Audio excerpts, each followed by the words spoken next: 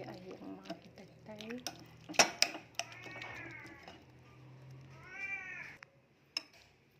ជ្រុំឲ្យរៀងមកចឹងហើយយើងដាក់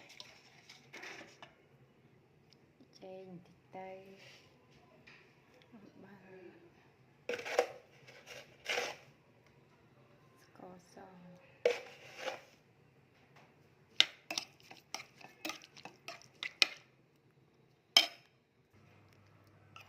មកជុំប្រហុក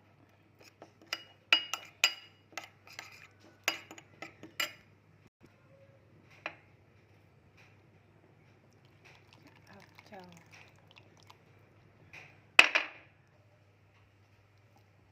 ហើយច្បាច់ក្រូចឆ្មា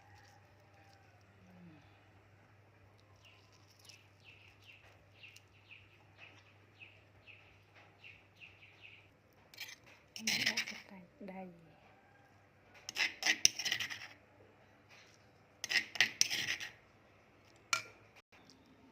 ហើយឆ្អិនហើយខ្លាំង